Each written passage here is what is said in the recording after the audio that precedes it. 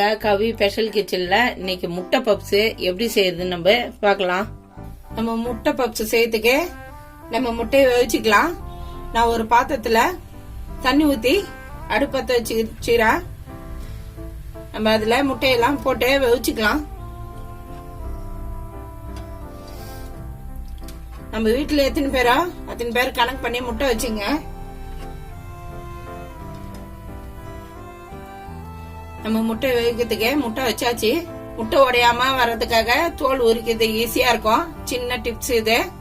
நம்ம உப்புக்கல்ல ஒரு டீஸ்பூன் உப்புக்கல் போட்டு வேவிச்சா முட்டை உடையாம அழகா தோல் உரிக்கலாம். முட்டை வேகட்டும். முட்டை பப்ஸ் செய்யறதுக்கு நான் 1/2 கிலோ மைதா எடுத்துக்கிறேன். அதுக்கு தேவையான அளவு உப்பு போட்டுக்கலாம். நான் ஒரு 1/2 டீஸ்பூன் உப்பு போடுறேன். சோடா மாவு 1/2 டீஸ்பூன் போடுறேன். இது ஆப்ஷன் தான். சோடா மாவு வேணும்னா போட்டுக்கலாம், வேணாம்னா அவாய்ட் பண்ணிடலாம். எல்லாத்தையும் ஒன்னா மிக்ஸ் பண்ணுங்க. தண்ணி கொஞ்சம் கொஞ்சமா தண்ணி ஊற்றி நல்லா சப்பாத்தி மாவு பதத்துக்கு நம்ம பிசைந்திக்கலாம். நம்ம மாவு பிசைந்திட்டோம். அது மேல 1 டீஸ்பூனு சமையல் எண்ணெய் ஊற்றிக்கலாம். எண்ணெய் ஊற்றி நல்லா பிசைந்தி நம்ம ஒரு 1/2 hour ஊற வச்சிடலாம் மாவை. ஒரு சின்ன கிண்ணத்துல 2 டீஸ்பூனு மைதா மாவு போட்டுக்கிறேன். நம்ம கொஞ்சமா தண்ணி ஊற்றி இதை கரைச்சி வச்சுக்கலாம். இது பப்ஸ் நம்ம ஒட்டுறதுக்கு பேஸ்ட் வேணும். அந்த பேஸ்ட் தான் நம்ம ரெடி பண்றோம். இப்ப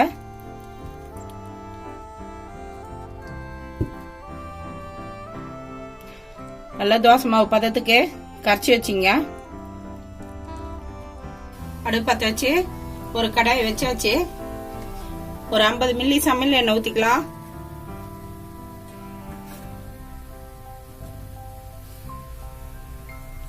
எண்ணெய் காஞ்சிச்சு. கடுகு 1 டீஸ்பூன் போட்டுக்கலாம். வெங்காயம் 1/2 கிலோ போட்டுக்கலாம்.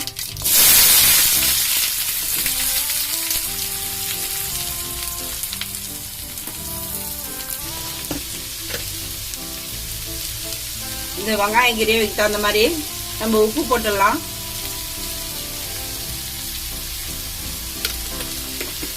நான் 1/2 டீஸ்பூன் போட்டுக்கிறேன். நம்ம எதுக்கு முன்னாடியே உப்பு போட்டோம்னா வெங்காயம் சீக்கிரமா வதங்கும். ஒரு கைப்பிடி கருவேப்பிலை போட்டுக்கலாம், பொடிசா கட் பண்ணி. 4 பச்சை மிளகாய் பொடிசா கட் பண்ணி போட்டுக்கலாம்.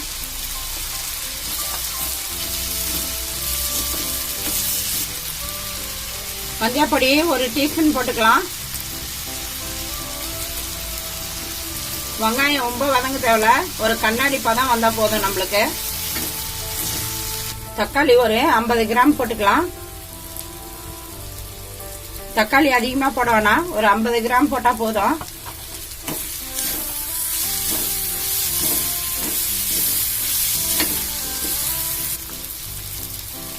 இஞ்சி பூண்டு பேஸ்ட் 2 டீஸ்பூன் போட்டுக்கலாம். நான் சின்ன டீஸ்பூன்ல தான் போடுறேன். 2 டீஸ்பூன் போட்டுக்கலாம்.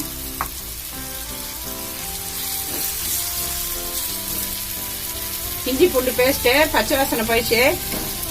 கரம் மசாலா பவுடரு ஒரு 1/2 டீஸ்பூன் போட்டுக்கிறேன். மிளகாய் பொடி 2 டீஸ்பூன் போட்டுக்கிறேன். கொத்தமல்லி தழை ஒரு கைப்பிடி போட்டுக்கலாம்.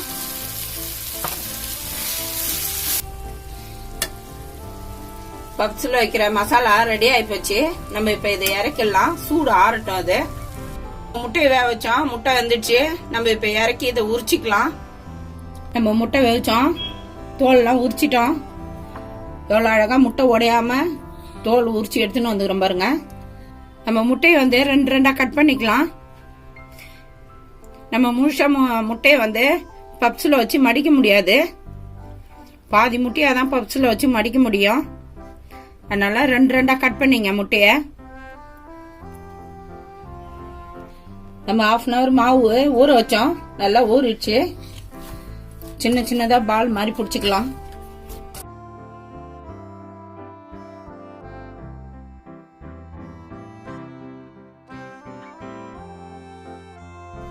பாருங்க இந்த சைஸுக்கு நம்ம பால் மாதிரி எல்லாமே பிடிச்சிக்கலாம்.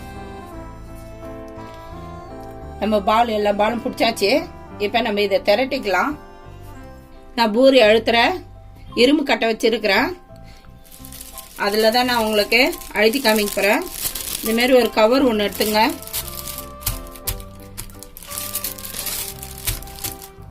இந்த கவர் மேல இந்த பால் வச்சுக்கலாம்.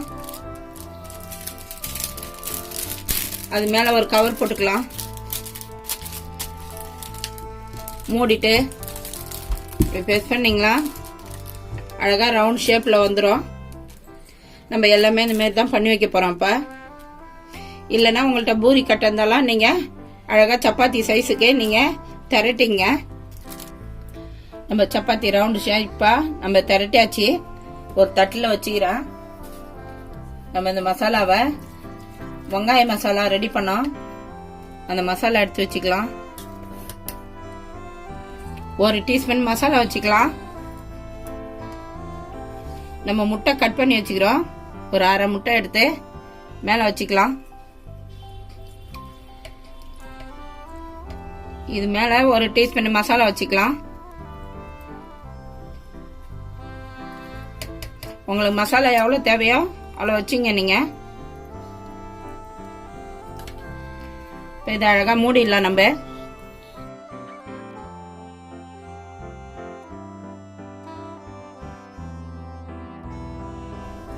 வெங்காயம் கிரேவி வச்சு முட்டை வச்சாச்சு. நம்ம முட்டை வச்சு மடிச்சாச்சு 2 பக்கம். 3வது பக்கம் நம்ம பேஸ்ட் மாதிரி கரைச்சி வச்சிருந்தோம். அந்த பேஸ்ட்டை தொட்டு தடவிக்கலாம். தடவி அழகா ஒட்டிங்க. அப்பதான் பிரியாம இருக்கும்.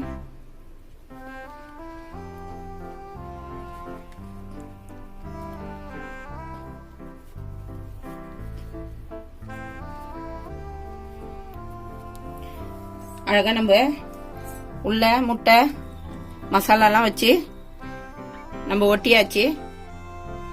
ரெடி பண்ணிட்டோம். நம்ம முட்டை பப்ஸ் எல்லா மசாலாவும் உள்ள வச்சு முட்டை வச்சு மடிச்சாச்சு. இப்ப நம்ம எண்ணெயில போட்டு எடுத்துக்கலாம். அடுப்பு பத்த வச்சு நம்ம கடாயை வச்சாச்சு. கடாயில பொரிக்கிற அளவுக்கு எண்ணெய் ஊத்திக்கிறேன். எண்ணெய் சூடு ஏறட்டும். எண்ணெய் சூடு ஏறிச்சு. நம்ம முட்டை பப்ஸ் மடிச்சு வச்சுன்னா அது போட்டுக்கலாம்.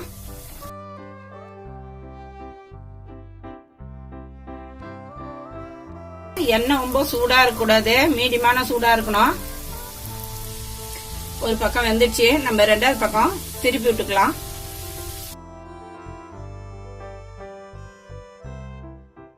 ரெண்டாவது பக்கம் வேகட்டும்.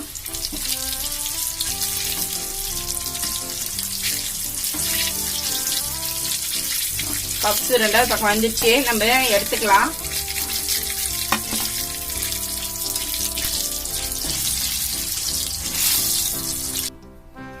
கவி ஸ்பெஷல் கிச்சன்ல இன்னைக்கு நம்ம முட்டை பப்ஸ் செஞ்சோம். ரெடி ஆகி போச்சு. நான் எப்படி செஞ்சேனோ அந்த மாதிரி செஞ்சு பார்த்துட்டு எப்படி இதுன்னு சொல்லுங்க. இந்த வீடியோ பிடிச்சிருந்தா லைக் பண்ணுங்க, ஷேர் பண்ணுங்க, சப்ஸ்கிரைப் பண்ணுங்க.